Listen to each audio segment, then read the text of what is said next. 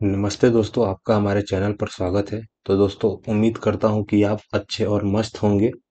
तो दोस्तों, जैसे कि आपको पता ही होगा कि कल के दिन एसएससी जीडी का एग्जाम का आंसर की आया। तो आंसर की से ज्यादा दोस्त दुखी ना होइए। अभी नॉर्मलाइजेशन में सबके मार्क्स बढ़ेंगे।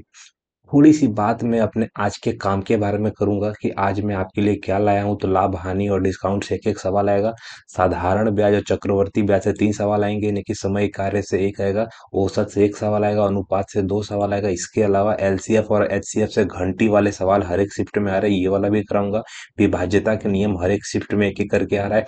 आज मैंने बॉड मास के 3 सवाल लाए हैं। इसके अलावा एक और अगर हो सके तो एक्स्ट्रा भी कराऊंगा, क्योंकि वो भी एग्जाम में आया था। इसके अलावा क्या बोलते हैं, क्षेत्र मिति से 3, यानी कि ओवरऑल मिला के जो आरपीएफ है ना, आरआरबी आरपीएफ कांस्टेबल की जो अपनी एग्जाम चल रही है, उस एग्जाम में 4 मार्च के फर्स्ट शिफ्ट के जो क्वेश्चन मुझे मिले हैं वो मैं आपके साथ साझा करूंगा। उससे पहले मैं अपने कुछ मार्क्स आपके साथ साझा करता हूँ। क्या मेरा प्रोग्रेस रहा, किस में मेरा नाम, आपको सबको पता ही होगा, नीरज मेरा नाम है। नीरज के अलावा मेरा जो है, कब 11 फरवरी के सेकेंड शिफ्ट में मेरा एग्जाम हुआ था, जिसमें से मैथ में मैं आपको ज्यादातर कोशिश करता हूँ मैथ पढ़ाने का। लेकिन मैथ में मैं अपना स्कोर बताऊं तो मैंने 18 सही किया है, एक ही मेरे से छूट गया। एक मैंने तुक्का मारा जो गलत हो गया। अगर बहुत से दोस्त बोलेंगे कि भैया आपका भी तो मतलब मैथ में गलती हो रहा है, भाई मेरे मैथ में गलती हुए, लेकिन ये वाला जो क्वेश्चन गलत हुआ है ना, वो बहुत नसीब खराब होने के कारण मेरे को तुक्का मारना पड़ा। 5 सेकंड मेरे पास बचा था, मैंने ऑप्शन ए मारा। कौन से में? जो 80 नंबर का सवाल था मैंने अटेम्प्ट किया था, यानी 80 नंबर का ये मतलब हो जाता है कि मैंने मैथ को लास्ट में किया था। यानी कि मैथ का 20वां नंबर का सवाल मेरा गलत है, बाकी सारे के सारे सही है। एक परसेंटेज वाला मेरे से नहीं बना। इसके अलावा हिंदी 3 गलत। जीके जीएस सबकी वीकनेस होती है, मैं बहुत मेहनत किया हूँ इसके पीछे, तो 17 मेरा सही है। रीजनिंग में एक गड़बड़ हो गया था, सीटिंग अरेंजमेंट का क्या ही बोलूं। शिफ्ट के हिसाब से मेरा रैंक 1 आया है, किसमें? सरकारी उजाला के हिसाब से मेरा, शिफ्ट के हिसाब से मेरा रैंक 1 है। अगर मैं बात करूं रैंक मित्रा, रैंक मित्रा वाले मेरे को ऐसा बोलते हैं कि आप 1 लाख स्टूडेंट में 300 स्टूडेंट के अंदर हो। कितने? 1 लाख स्टूडेंट्स में मैं 300 के अंदर आता हूँ। सेम टू सेम नंबर जो मैंने आपको बताया। लेकिन सबसे गजब बात है, नॉर्मलाइजेशन आ जाएगा। नॉर्मलाइजेशन के बाद आप मेरा पहला मॉक टेस्ट देखे होंगे अगर मेरे चैनल पे। मेरे चैनल का पहला ही वीडियो था कि जिसमें मैं पता नहीं बड़ी मेहनत के बाद 149 मार्क्स लाया था। हो सकता है कि मेरा नॉर्मलाइजेशन मार्क्स 149 आ जाए, 149 आ जाए। तो बस दोस्तों, यही रहा मेरा आज का परिचय। उसके बाद अपना जो कार्यक्रम है वो चालू करेंगे, जिससे आपको बेनिफिट हो। आपका एग्जाम आने वाला है चंद दिनों के अंदर, और बहुत से दोस्तों का तो एग्जाम कल के दिन अथवा परसों के दिन होगा। तो जिस दोस्त का एसएससी जीडी में कितने मार्क्स हैं, कमेंट करना ना भूले। टेलीग्राम ज्वाइन करना ना भूले। टेलीग्राम पे मैं सीधे अपडेट देता हूँ, क्वेश्चन जितने भी अपने आ रहे हैं, आरआरबी आरपीएफ, सारे के सारे क्वेश्चन आपको वहीं पे मिलेंगे। तो दोस्तों, समय की थोड़ी बहुत मैंने, मुझे लग रहा है कि मैंने बर्बादी कर दी, लेकिन जरूरी था कुछ चीजें आपको बताना। तो दोस्तों, पहला सवाल हमारा आंखों के सामने आपको दिख रहा होगा। क्या दिख रहा है? कि यहाँ पे मेरे को दे रखा हैगा, भाया रुक जा, 2 मिनट रुक जा दोस्तों, मुझे लग रहा है कि कुछ गड़बड़ कर दिया मैंने। ये पेन क्यों नहीं चल रहा है भाई? कट जा। यहाँ पे, do you really want to exit? No. मैं क्यों एग्जिट होना चाहूंगा अभी? अभी तो मैंने वीडियो चालू किया है भाई। देखिए दोस्तों, सबसे पहले सवाल की अगर मैं बात करूं तो मेरे को यहाँ पे लाभ और हानि का पहला सवाल है। मैंने थोड़ा बहुत टाइम आपका वेस्ट कर दिया, माफी चाहूंगा। पहला सवाल मेरा क्या है कि 20 वस्तुओं का क्रय मूल्य मेरे को देखने की, क्रय मूल्य 15 वस्तुओं के विक्रय मूल्य के बराबर है, तो लाभ परसेंट निकालना है। लाभ परसेंट निकालना कोई बड़ी बात नहीं है। सबसे पहले क्या करना पड़ेगा, जो फॉर्मूला है यहाँ पे मेरे को क्लियर बता रखा है कि 20 वस्तुओं का जो सीपी यानी कि कॉस्ट प्राइस है, 15 वस्तुओं के एसपी यानी कि सेलिंग प्राइस के बराबर है। इसकी टोपी, इसके सर, इसकी टोपी, इसके सर। यानी कि लाभ निकालना होगा तो क्या करेंगे अपने, लाभ निकालना होगा तो नीचे सीपी आ जाएगा, ऊपर प्रॉफिट आ जाएगा। सीपी है कितना? तो यहाँ पे दिख रहा है कि सीपी की जो वैल्यू है 15 आ जाएगी। 15 के समान में 5 का आपको बेनिफिट हो गया, तो लाभ कितने का हो जाएगा, यानी कि 33 3% का लाभ हो जाएगा। इसके अलावा मैं राइटिंग अपनी सुधारने की कोशिश करूंगा। दूसरा सवाल दूसरा सवाल हमारा ये था कि 5,000 रुपए की वस्तु पर 10% और 5% की दो क्रमिक छूट के बाद उनकी वस्तु का विक्रय मूल्य ज्ञात करिए। लगातार ये सवाल मुझे लग रहा है कि 3 बार मैंने करा दिया है। आपको आना चाहिए दोस्तों कि 5,000 रुपया है, जिसमें से अगर आपको 10% का छूट मिला तो सामान कितने का हुआ? 90% का। इसके अलावा अगर सामान में 5% की और छूट मिल गई तो आपको कितने का सामान मिल गया? 95% का। अब करना क्या है, इसका कैलकुलेशन करके अपने को ये जो फॉर्मूला था किसका था? सेलिंग प्राइस का था। सेलिंग प्राइस क्या आएगी? तो सेलिंग प्राइस के लिए मेरे को देखने कि नीचे के जितने भी 4 जीरो हैं ऊपर के 4 जीरो से कट जाएंगे। अल्टीमेट मेरे पास क्या बचेगा? मेरे पास बचेगा 5 गुणा 9 पचे 9 पचे 45 का 5 हार्सिंग लगभग 4 आ जाएगा। 80 5 85 आ जाएगा। कैसे? तो 9 9 81 आ जाएगा। 9 9 81 आ जाएगा और 4 आएगा। 9 पचे 45 का हार्सिंग 4 बचा ना। अब मुझे करना क्या है? 5 से मल्टीप्लाई करना है।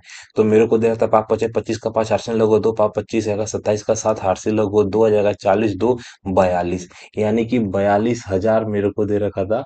4275 अपना आंसर है। कितना? 4275। तो दोस्तों मैं आपको अप्रोच सिखाने की कोशिश कर रहा हूँ जो भी एग्जाम में क्वेश्चन आ रहे हैं। इसके अलावा फटाफट मैं आपका समय बर्बाद किए बिना आगे के सवाल पे जाऊंगा। आगे का सवाल क्या है? तो साधारण ब्याज। साधारण ब्याज से 3 सवाल थे, नंबर बाय नंबर अपने तीनों देख लेंगे। साधारण ब्याज से एक था, शायद चक्रवर्ती ब्याज से दो था। यहाँ पे मेरे को दे रखा था 50,000। 50,000 पर 10% वार्षिक दर से 2 साल का साधारण ब्याज ज्ञात करिए। एकदम आसान सा है। सबसे पहले मैंने क्या किया? सबसे पहले मैंने ले लिया 50,000। 50,000 का 10% की दर से 2 साल का क्या निकालना है? साधारण ब्याज। फॉर्मूला आपको पता होना चाहिए। क्या जाएगा? ऐसा ही बराबर जो होता है ना, ऐसा ही बराबर PRT/100 आ जाएगा। ये दो जीरो से ये जीरो कटेगा और ये जीरो कटेगा, यहाँ पे 3 आ जाएगा। यानी कि जो भी हमारा आंसर आ जाएगा एकदम क्लियर है। 5 दूना 10। 10 के बाद 3 जीरो, यानी कि 10,000 अपना आंसर आ जाएगा। आंसर का सीधा मतलब क्या जाएगा? ये अपना साधारण ब्याज जाएगा। दूसरा सवाल एकदम आसान सा है। मेरे को शांति से पढ़ूंगा और समझाऊंगा। पहला क्या दे रखा था? 20,000 कि 20,000 पर 12% वार्षिक ब्याज दर से 1.5 वर्षों का। यहाँ पे आप दिमाग ध्यान से देखिएगा, मैंने 1.5 वर्षों का अर्धवार्षिक रूप से, सबसे बड़ी बात क्या है? अर्धवार्षिक रूप से संयोजित चक्रवर्ती ब्याज ज्ञात करना है। सबसे पहले अर्धवार्षिक का सीधा सीधा तात्पर्य है कि 1.5 वर्षों में कितना ब्याज मिलेगा? 3 बार ब्याज मिलेगा। अगर अर्धवार्षिक रूप से, सबसे पहली बात, अगर ब्याज अर्धवार्षिक रूप से होगा जो तो आपका R% हो जाएगा ना, वो 12/2 का सीधा कितना हो जाएगा? 6% हो जाएगा। लेकिन टाइम कितना हो जाएगा? तो जो आपका टाइम है 1.5 साल, 1/1 सही मेरे को दे रखा था। 1 सही 1/2 को मैं सीधा लिख दूंगा। कितनी बार ब्याज मिलेगा आपको? 3 बार ब्याज मिलेगा। तो हकीकत में 3 साल का जो कंपाउंड इंटरेस्ट का फॉर्मूला आपको पता होना चाहिए। 3A मेरे को दे रखा था। 3A का स्क्वायर आ जाएगा और AQ आएगा। इसका मतलब क्या है कि ये दशमलव स्थान है। दशमलव स्थान के जो 4 डिजिट है ना, कुछ ऐसे आएंगे। एक जगह पे मैं किसको अप्लाई करूंगा? तो यहाँ पे मैं अप्लाई करूंगा 6 को, यानी कि 6 का क्यू करूंगा तो मेरे को दे रखा था 216। 216 में मेरे पास 2 बचेगा। 6 का स्क्वायर करूंगा तो 36 आएगा। 36 का 3 से गुणा करूंगा। 36 का 3 से गुणा करूंगा, यानी कि 18 90 108। 108 में अगर 2 जोड़ूंगा तो 110 आएगा। तो 10 यहाँ पे ले लूंगा, हार्सिन एक बचा, 19% आ जाएगा। यानी कि अल्टीमेट मेरे को 19.1016 का वैल्यू निकालना है। तो मेरे को निकालना क्या था? मेरे को निकालना है चक्रवर्ती ब्याज, यानी कि मेरे को SI3 निकालना है। चक्रवर्ती ब्याज निकालने का बेसिक फॉर्मूला मैंने साधारण ब्याज से निकालूंगा। कैसे? कि मेरे को दे रखा था 20,000 रुपये का कितना परसेंट निकालना है? 19.1016% आ जाएगा। परसेंट को हटाऊंगा, 2 जीरो बढ़ा दूंगा। ठीक। अब यहाँ पे ये वाला थोड़ा कलर में आपको बदल के दिखा दूंगा, आपको कैलकुलेशन में थोड़ा बहुत बढ़िया रहेगा दोस्तों। ठीक। यहाँ पे देखो, सबसे पहले मैंने क्या किया? ये जो डॉट है ना दोस्त, ये डॉट को मैंने काटा और डॉट को काटने के बाद ये 4 जीरो काट दिए। क्यों? क्योंकि ये डॉट हटाया तो जितने भी ये 4 डिजिट है ना, वो सब आ जाएंगे लाइन में। इसका सीधा सीधा मतलब है 19 का 2 बार मल्टीप्लाई कर दूंगा, यानी कि 38 हो जाएगा। क्या हो जाएगा? 38 हो जाएगा। 38, 20 और 32। 38, 20 और 32 को जब मैं 100 से भागा दूंगा तो आपका आंसर यहाँ पे डॉट आ जाएगा, यानी कि सीधा सीधा आएगा 3820 आ जाएगा। क्या? 3820 अपना चक्रवर्ती ब्याज आ जाएगा। इसके अलावा दोस्तों मैं इसको मिटा रहा हूँ, आप चाहें तो स्क्रीनशॉट ले सकते हैं अथवा पीछे जाके वापस समझ सकते हैं। इसके अलावा एक और सवाल था, लेकिन मेरे को नंबर का डिजिट नहीं मालूम है, बस टाइप पता है। जो मेरे दोस्त ने मेरे को सिर्फ टाइप बताया, दोस्त नहीं बोलूंगा, बहुत अच्छी एक गर्ल थी, गर्ल मतलब अच्छी फ्रेंड थी, मतलब उन्होंने सारे के सारे क्वेश्चन लिख के मेरे को सेंड किए। ठीक दोस्तों, तो पांचवा सवाल बोलूंगा एक्स वाई जेड रुपए पर आएगा 6% वार्षिक ब्याज दर से 3 वर्षों का ब्याज वार्षिक रूप से संयोजित चक्रवृद्धि आ जाएगा। चक्रवर्ती ब्याज ज्ञात कीजिए। सबसे पहली बात, यहाँ पे जैसे कि मान लेता हूं कि मेरे पास 1,000 रुपया है, 1,000 का मेरे को दे रखा था 6% का 3 साल का चक्रवर्ती ब्याज निकालना है। तो जो मैंने आपको यहाँ पे बताया था क्या, कि ब्याज निकालने का फॉर्मूला होता है कि 3a दशमलव के बाद मेरे को दे रखा था 3a का स्क्वायर आ जाएगा और उसके बाद 1 क्यू आ जाएगा। ठीक, यहाँ पे 4 मेरे को स्थान तक दिखना है। तो 6 का मैंने स्क्वायर किया, कितना आ जाएगा? 216, 2 आ जाएगा, फिर 110 का 10 आ जाएगा, हार्सिन लगो 1 आ जाएगा। ठीक, एक के हिसाब से मेरे को दे रखा था 19 पॉइंट आ जाएगा, यानी कि 19.1% की वैल्यू आपको निकालनी है। तो मैंने क्या किया, वापस आएगा 19 पॉइंट आ जाएगा, 16% की वैल्यू निकाल दूंगा। तो हकीकत में मेरा जो भी आएगा आंसर निकल जाएगा। कितना आंसर निकल जाएगा? 19,106 ऐसा कुछ आंसर निकलेगा। कैलकुलेशन इंपॉर्टेंट नहीं है, इंपॉर्टेंट सिर्फ टाइप है। ये दोनों के दोनों जो सवाल थे, तीसरा और चौथा, तीसरे और चौथे में मेरे पास डाटा अच्छे से क्लियर था, तो मैंने आपको डाटा के साथ समझाया। तो दोस्तों मैं इसी के साथ आगे बढ़ूंगा, जिससे आपका टाइम की बर्बादी ना हो और आप अच्छे से फटाफट जो समझना है आप समझ के आगे बढ़े। समय और कार्य से एक था, औसत से एक था। औसत वाला दोस्तों अगर सही में बोलूं ना, जो 4 मार्च की फर्स्ट शिफ्ट में ऐसे 3 सवाल थे, ऐसा मेरे दोस्त ने मुझे बताया। इसके अलावा मैं सबसे बढ़िया कि समय और कार्य से ये थोड़ा अलग टाइप है, समझना जरूरी है। क्या टाइप क्या है कि किसी निश्चित कार्य को कृति जो है ना, पहली लड़की है, 3 लड़कियां हैं यहाँ पे। कृति 10 दिनों में आ जाएगा, लक्षिता 15 दिनों में कर सकती है। यदि इसिका के सहयोग से कृति और लक्षिका उसी कार्य को 5 दिनों में, समझ में आया? पहले दो सिंगल सिंगल लोगों का बताया, फिर तीनों मिल के 5 दिनों में पूरा कर सकते हैं। तो इसिका को अकेले कार्य करने में कितना समय लगेगा? सबसे पहले मैंने कृतिका को के माना। कृतिका जो है हमारी, वो 10 दिनों में कोई कार्य कर रही है। इसके अलावा एल मतलब लक्षिता, लक्षिता किसी कार्य को 15 दिनों में कर रही है। अब हकीकत में एक लड़की है जिनका नाम है इसिका, इसिका का मैं आई ले लूंगा। आई, एल और के, जब ये तीनों लड़कियां मिलके कोई काम करती है तो 5 दिन में कार्य खत्म कर देती हैं। इनका एलसीएम लेना आपको आना चाहिए, एलसीएम आसानी से मैं ले लूंगा, 30 आ जाएगा, 5 छक 30 आ जाएगा, 15, 15 दूनी आ जाएगा, 15 दूनी 30 आ जाएगा, और 10 3 आ जाएगा। यानी कि कृतिका की इफिशियंसी कितनी है? 2 है। लक्षिता की इफिशियंसी कितनी है? 2 है। जब तीनों की इफिशियंसी की बात होगी तो तीनों की इफिशियंसी 6 है। इसका मतलब जो लड़की है इसी का, उसकी इफिशियंसी आ जाएगी 1, और एक इफिशियंसी के साथ 30 काम कितने दिनों में करेगी, यही हमारा सवाल था।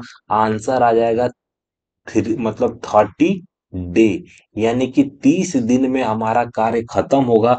सबसे ध्यान से आपने देखा होगा मैंने क्या किया, कि तीनों का नंबर बाय नंबर लिख दिया। मेरे को इसिका की इफिशियंसी निकालनी है, क्यों? क्योंकि सवाल में क्लियर कट दे रखा था इसिका को अकेले कार्य में करने में कितना समय लगेगा, इसिका को कार्य करने में कितना समय लगेगा। इसके अलावा औसत से अगर मैं सवाल बोलूं तो औसत वाला काफी आसान सा था। क्या बोला है? पिछली बार की तरह था, मैं 2 बार समझा चुका हूं कि 5 संख्याओं का जो है ना, 5 संख्याओं का योग दिया होता है, 2 संख्याओं का एवरेज दिया होता है, जिसको मेरे को 2 से मल्टीप्लाई करना पड़ता है। तो मेरे को यहाँ पे दे रखा था कि प्रथम प्रथम दो संख्याओं का औसत मेरे को कितना दे रखा था 102। अंतिम संख्याएं कितनी है 135। तो बची दो संख्याओं का औसत निकालना है कितनी, तो बची है अथवा शेष दो संख्या का औसत निकालना है। अंतिम संख्या है 135। अल्टीमेट मैंने किया क्या, ये दोनों को जोड़ दिया, जोड़ने के बाद जो भी आएगा माइनस में आ जाएगा, कितना आ जाएगा, तो 339 आ जाएगा ना दोस्तों। हाँ 339 आ जाएगा शायद, हाँ 339 आ जाएगा।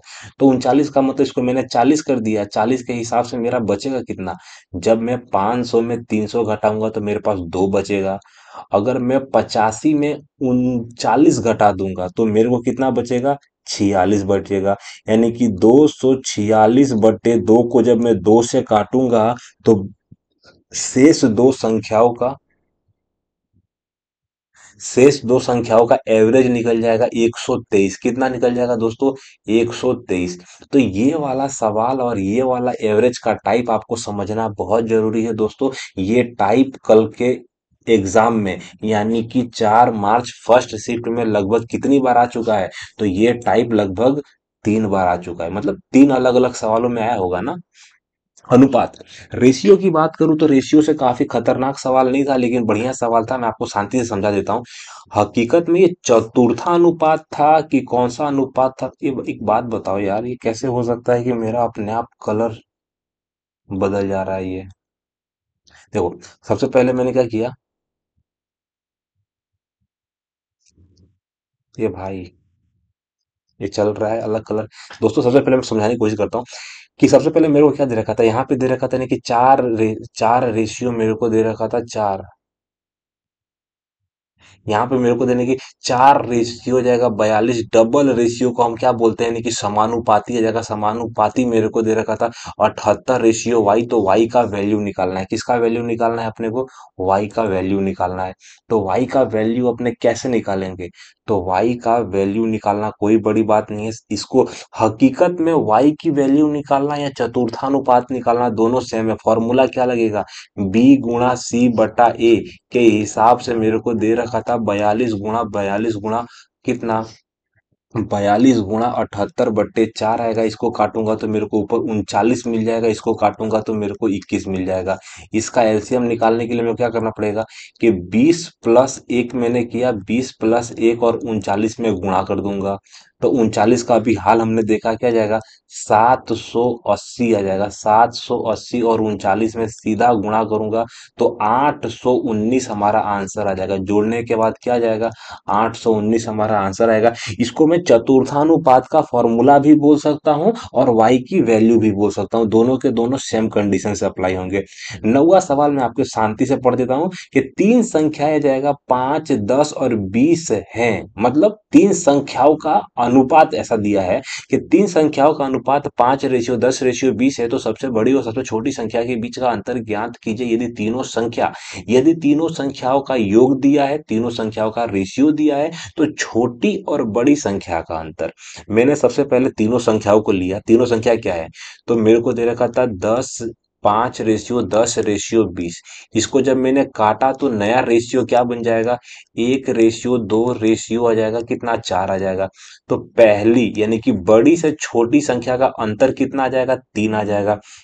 मेरे से पूछा गया है तीन का अंतर, लेकिन मेरे को दिया क्या है, मेरे को दिया गया है कि 4500 जो है ना भैया, 4500 ये टोटल जो तीनों संख्या है ना उनका योग है। यानी कि 7 जो है, 7 यूनिट की वैल्यू मेरे को दिया था। तो 3 यूनिट की वैल्यू मैं गुणा कर दूंगा तो निकल जाएगा 45 का पहाड़ा 3 बार पढ़ेंगे तो 135, और 2 जीरो आ जाएगा, बट्टे में 7 आ जाएगा।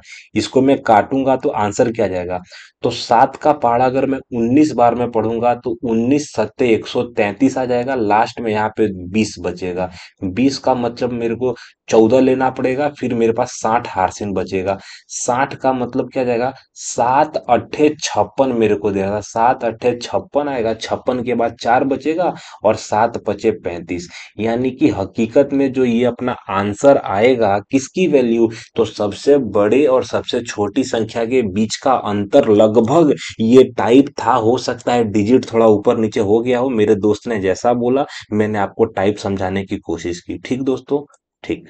इसके अलावा मैं आप आगे बढ़ूंगा किस पे? तो एलसीएम जो है ना दोस्त, एलसीएम और एचसीएफ से एक ऐसा सवाल चल रहा है जो हर एक शिफ्ट में ज्यादातर तो मेरे को देखने को मिला है, क्या? घंटी वाला सवाल। और इसके अलावा एक विभाज्यता का सवाल तो मुझे ज्यादातर दिख रहा है। एलसीएम और एचसीएफ का पहला सवाल मैं आपको फटाफट पढ़ देता हूँ। यदि चार घंटियां क्रमशः 4 मिनट, 6 मिनट, 8 मिनट और 12 मिनटों के अंतराल पर बजती हैं, यदि सभी घंटियां 12 बजे बजी बजी तो दोबारा किस समय सभी घंटियां एक साथ बजेंगी? आसान सा सवाल था, एलसीएम निकालना था। किसका एलसीएम निकालना था? एलसीएम निकालना था चार का, 6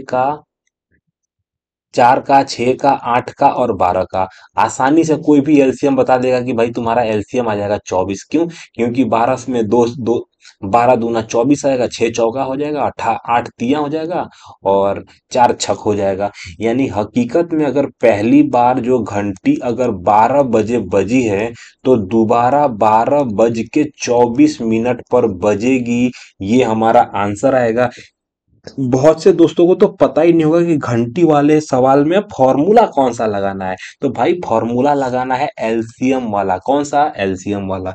11वें सवाल की अगर मैं बात करूं तो 11वां सवाल क्या है कि 9,000 आएगा। 9,000 मेरे को दे रखा था कि 9,990 किससे विभाजित है? सबसे पहले किससे विभाजित है का सीधा मतलब है कि उसके गुणनखंड से विभाजित है। इसका अगर मैं गुणनखंड निकालने की कोशिश करूं तो मैंने ले लिया 9, 9 और 9। समझ में आया? यानी कि 999 को एक साइड ले लिया, 10 को एक साइड ले लिया। इसको तोड़ूंगा तो मेरे को पता चलेगा कि 9 आ जाएगा और गुणा में कितना आ जाएगा? एक, एक, एक आ जाएगा। जब मैं एक को तोड़ूंगा तो क्या जाएगा? 111। 111 जो होता है ना, 3 गुणा आएगा 37। यानी कि हकीकत में 9,990 को मैं क्या लिख सकता हूं? तो ये इसका गुणनखंड है। और जितने भी गुणनखंड होंगे सबसे विभाजित होगा। तो क्या क्या गुणनखंड आ जाएंगे इसके? तो इसके गुणनखंड आ जाएगा, 3 आ जाएगा, 9 आ जाएगा, 37 आ जाएगा, इसके अलावा 10 आ जाएगा। तो इसमें से जो भी ऑप्शन में हो आपका आंसर आप टिक कर सकते हो कि 9,990 किससे विभाजित है। हो सकता है कि सवाल शायद ये भी हो, मेरा दोस्त कंफ्यूजन में था तो उसने दोनों मुझे बता दिया, क्या? कि 9,999। 999 यह 5 अंकों की कौन सी संख्या को विभाजित करेगा? यानी हकीकत में ऑप्शन में चारों के चारों कितनी पांच पांच नंबर के संख्या दी थी, यानी कि 1, 2, 3, 4, 5। तो 5 संख्याएं दिया गया था और पूछा यह गया था कि 999 किससे विभाजित होगा। मेरा दोस्त नहीं बोला, एक विकास भैया करके हैं, उनके चैनल पे मैंने ये सवाल देखा था।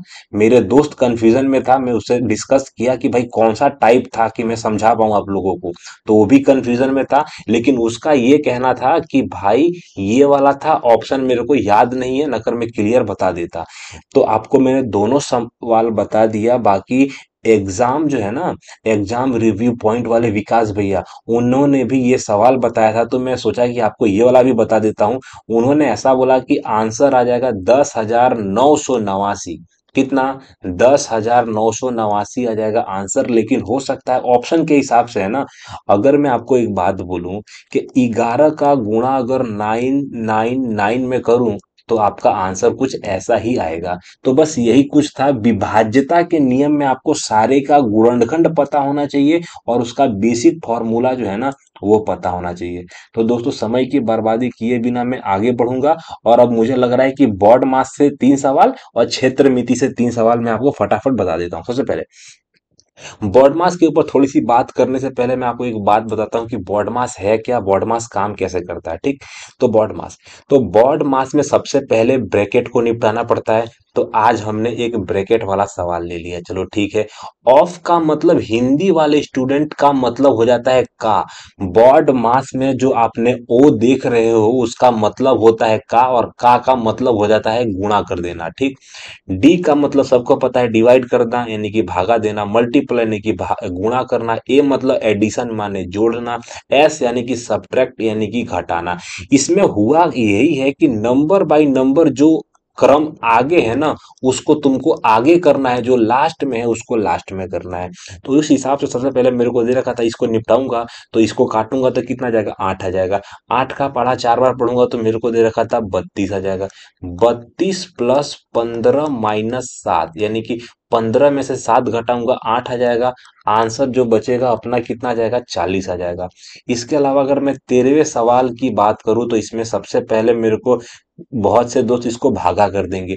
दोस्त भागा करोगे तो हो सकता है कि आपका आंसर सही आए, लेकिन टाइप ये बोलता है कि सबसे पहले आपको ऑफ को निपटाना है। यानी कि मेरे को दे रखा था 30/5 × 2 × 3।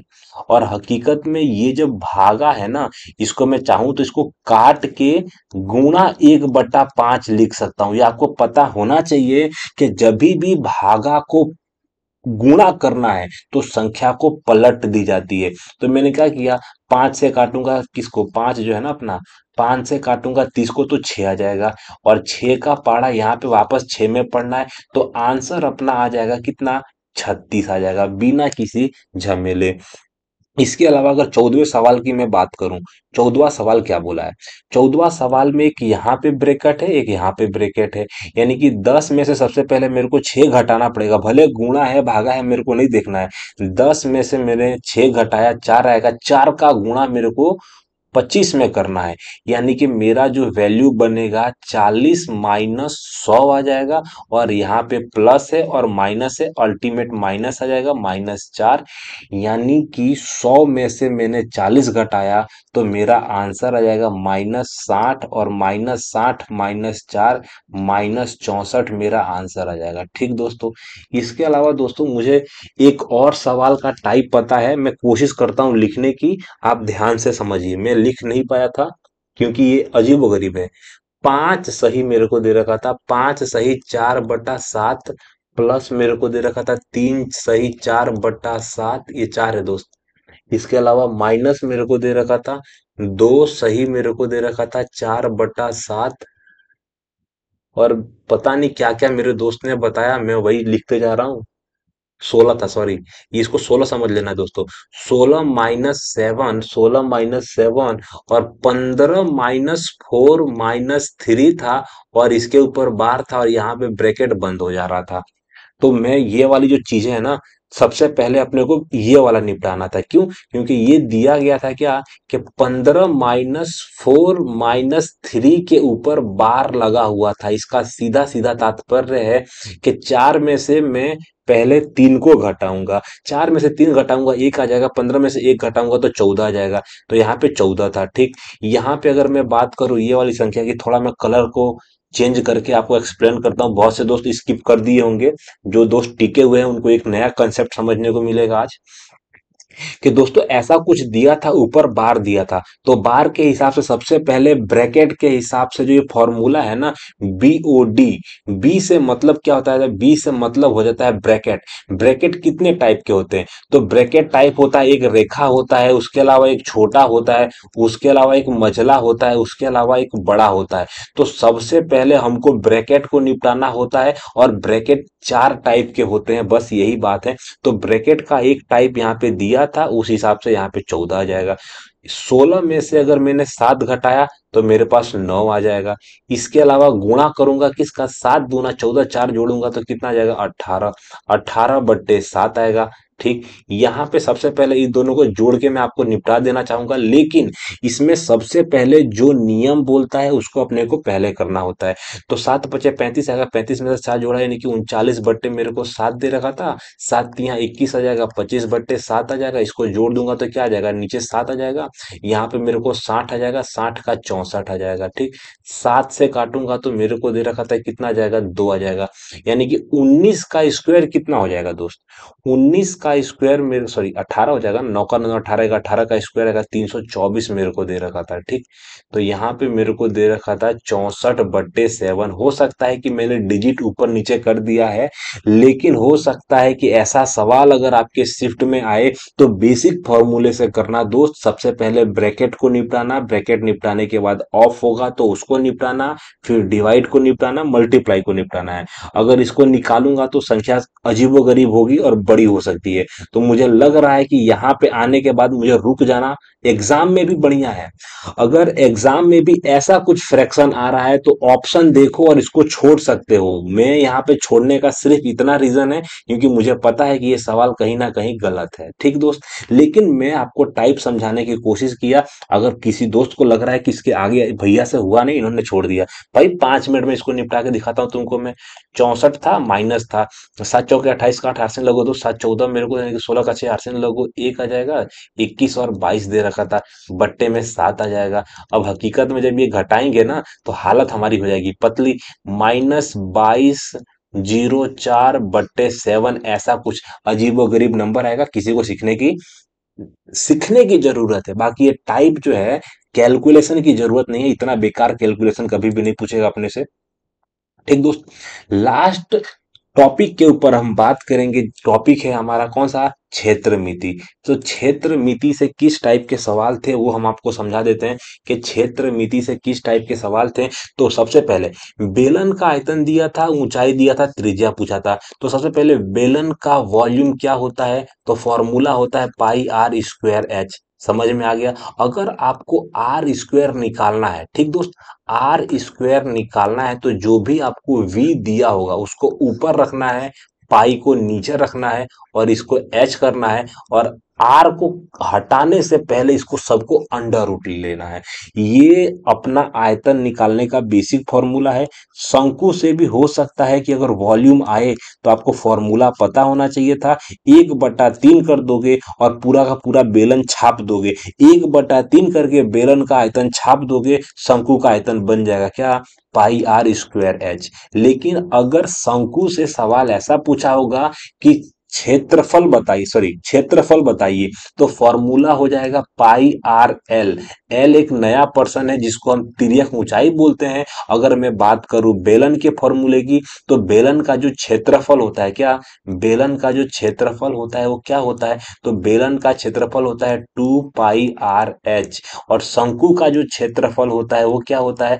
पाई आर एल। तो मैंने एक ही फॉर्मूले के तहत दोनों के दोनों फॉर्मूले लिख के एक साथ इसीलिए बताए क्योंकि आपके दिमाग में क्लियर हो कि बेलन पढ़ना है तो साथ में शंकु पढ़ना है, आपका कंफ्यूजन दूर हो जाएगा। दोनों के दोनों सवाल 4 मार्च के फर्स्ट शिफ्ट में थे। इसके अलावा एक कंफ्यूजिंग सवाल था, ध्यान से समझिएगा।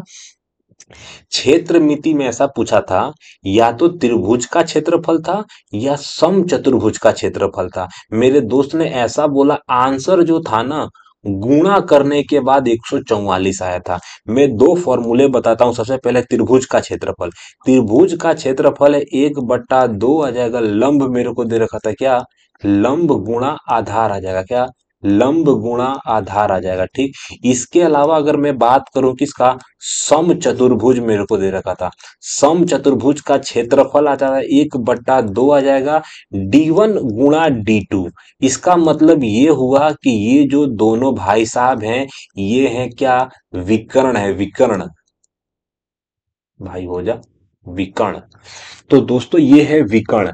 यानी कि एक हिसाब से थोड़ा राइटिंग में अपनी सुधार देता हूं, आपको अच्छा दिखे तो थोड़ा पोंछ खींच देता हूं दोनों बगल। देखो, सबसे पहले त्रिभुज का क्षेत्रफल आपको पता होना चाहिए था। त्रिभुज का क्षेत्रफल 1/2, लंब गुणाधार सबको पता होगा। लेकिन सम चतुर्भुज से सीधे सवाल आ सकता है। एक चतुर्भुज के दो विकर्णों की लंबाई दिया होगा, क्षेत्रफल पूछेगा, दोनों से गुणा कर दो, 1/2 से भाग दे दो। तो दोस्तों यही रहा आज का मेरा कार्यक्रम। काफी शांति से मैंने आपको समझाने की कोशिश की। आज माइक भी पता नहीं मेरा कैसे काम किया कैसे नहीं, मैं कुछ समझ नहीं पाया। तो दोस्तों जय हिंद, जय भारत। मिलते हैं कौन से अगले वीडियो में। अगला वीडियो हो सके तो मैं कोशिश करूंगा एसएससी जीडी के ऊपर लाऊं।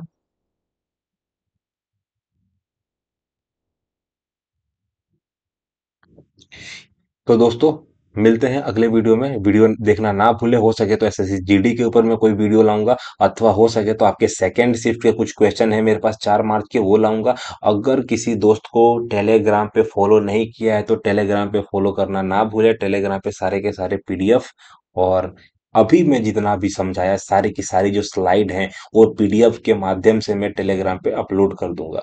तो दोस्तों जय हिंद, जय भारत। मिलते हैं अगले वीडियो में।